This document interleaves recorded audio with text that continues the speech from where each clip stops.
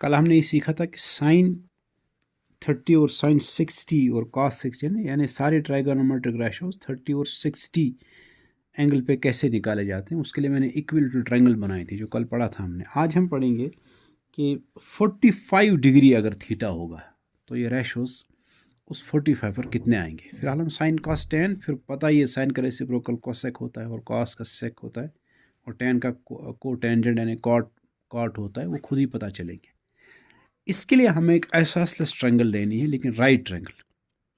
अच्छा, isosceles triangle, अगर right triangle isosceles है तो उसमें बेस परपेंडिकुलर जिन दो साइड्स को हम कहते हैं ना, वो दो इक्वल होंगे, इसलिए कि हाइपोटेन्यूज तो लॉन्गेस्ट साइड होता है। हम इन्हीं में से मैंने एक साइड को रखा है ए, दूसरा भी होगा ए, इसलिए कि ये दो साइड्स ही इक्वल हो सकते हैं। अच्छा, जब ट्रायंगल होगी isosceles right triangle, base perpendicular उसमें इक्वल है, तो उनके अपोजिट एंगल्स भी इक्वल होते हैं, क्योंकि आइसोसेलेस ट्रायंगल में इक्वल साइड्स के अपोजिट एंगल्स इक्वल होते हैं ना। क्या पॉसिबिलिटी है, ये आपने 9th में पढ़ा भी होगा, क्या पॉसिबिलिटी है कि तीनों एंगल्स का सम तो होता है 180, उसमें से एक ये 90 है, ये 90 है। अब रहेगा इन दो का सम आना चाहिए 90, तभी तो टोटल 180 आएगा ना। तीनों का सम है 180, उसमें से अकेला ये 90 है। अब इन दो का सम आना चाहिए 90 ताकि तीनों का सम 180 आ जाए। अच्छा, हम ये कहते हैं कि ये दोनों एंगल्स है इक्वल, इसका मतलब 90 इक्वल पार्ट्स में डिवाइड हुआ है, उसका हाफ इधर है हाफ इधर है, 90 का हाफ तो 45 होता है, इसलिए इस एंगल का मेजर 45 होगा और ये भी होगा 45। हम अब रेशो साइन कॉस टेन पता करेंगे इस ट्रायंगल से, और मालूम है हमें ये भी कि जब भी हम रेशो साइन कॉस टेन पता करते हैं तो उसमें हम क्या करते हैं, हम तीनों साइड्स को पहले निकाल के रखते हैं। ठीक है, यहां हमने रखा है इसको ए, इसको रखा है ए। अभी इस साइड को क्या कहेंगे, इसको भी इन टर्म्स ऑफ ए हम देखेंगे कितना है। उसके लिए हम पाइथागोरस थ्योरम अप्लाई करते हैं। हम लिखेंगे in triangle a right triangle A B C, hypotenuse है ए सी, तो उसका स्क्वायर आएगा sum of the other two sides, sum of the squares of other two sides. Other two sides एक है ए बी, उसका square, दूसरा है B C, उसका स्क्वायर, तो ए सी स्क्वायर ऐसे लिखेंगे। ए बी जो है, ए बी को रिप्लेस करेंगे ए से, इसलिए कि ए बी ए के बराबर है, प्लस बी सी को भी लिखेंगे हम ए, फिर ऊपर स्क्वायर, इसलिए कि बी सी है ए के बराबर, ऊपर स्क्वायर ए स्क्वायर आएगा। A C square is equal to A square plus A square, ये बनेगा ट्वाइस ए स्क्वायर। फिर सिर्फ A C is equal, square वहां जाएगा तो स्क्वायर रूट आएगा, square root of 2a square. फिर मैंने आपको बार बार ये बताया कि जब ऐसा होता है हम इनटू हो स्क्वायर रूट के अंदर, हम स्क्वायर रूट ऑफ 2 लिखेंगे, फिर square root of a square अलग लिख सकते हैं। ठीक है, इसका स्क्वायर और स्क्वायर रूट कट जाएगा, तो A C is equal to under root 2 into A, ये आएगा A C. A C in terms of ए आएगा अंडर रूट 2 इंटू ए। अब जरा आप देखो, अब स्टार्ट करो जरा रेशोज कैलकुलेट करना। सबसे पहले हम देखेंगे,